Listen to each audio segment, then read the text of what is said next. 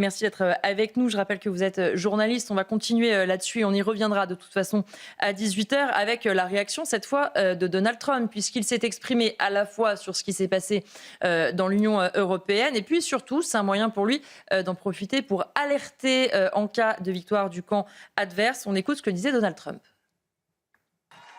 Chaque jour, nos communautés subissent les ravages de la criminalité liée aux migrants. Vous avez vu ce qui s'est passé la semaine dernière en Espagne. 60 000 migrants ont pris la frontière d'assaut, envahi et occupé la ville, attaqué des civils innocents et provoqué des émeutes dans les rues.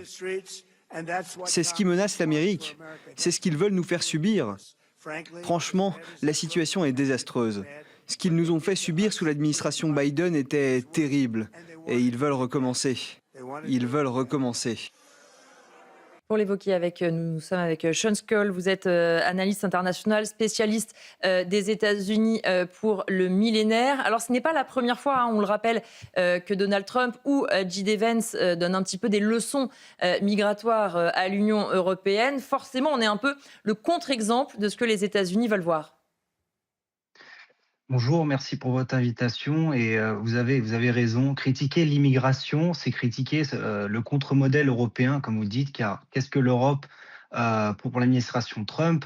Bah, il le voit comme une entité politique woke, immigrationniste, libérale. En fait, c'est le contre-modèle de ce que veut faire l'administration Trump aux États-Unis. Et, euh, et donc voilà, vous l'avez rappelé, J.D. Vance, depuis le célèbre discours de J.D. Vance à la conférence de sécurité de Munich en février 2025, l'Europe est un peu le souffre-douleur de cette administration. Et c'est également, il faut le rappeler, on l'a vu par ce discours de Trump à Las Vegas, c'est une façon aussi d'embellir son image et celle de son administration en vue de ces élections qui arrivent le 3 novembre prochain, que sont les élections de mi-mandat. Alors selon le New York Times, il est à 38% de cote de popularité. Et utiliser la crise migratoire de Ceuta, c'est une façon, comme vous l'avez dit, de décourager ces électeurs ou des électeurs qui seraient tentés par un vote démocrate. Et on le voit aujourd'hui également, il y a l'aile gauche du démocrate qui progresse aux États-Unis d'Amérique. Et c'est également une façon, comme il l'a dit dans son discours, de rappeler la situation migratoire qui était désastreuse, selon Trump, lors de l'administration Biden. Il y avait une estimation de 2 millions d'entrées d'immigrés par an aux États-Unis sous le mandat de Joe Biden.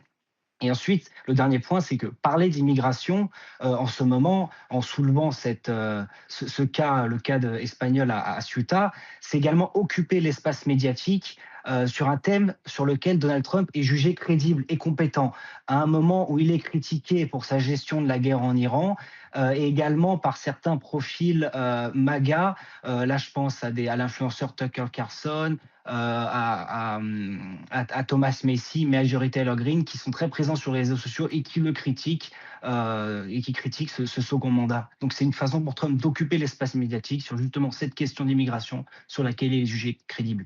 Merci beaucoup en tout cas d'avoir été avec nous, Sean Scull. Je rappelle que vous êtes analyste international pour le millénaire. Jean-Marc Sanchez, vous vouliez rajouter Juste un quelque point chose là-dessus? qui va dans le sens de l'analyse qui vient d'être faite. Le président américain déteste Pedro Sanchez.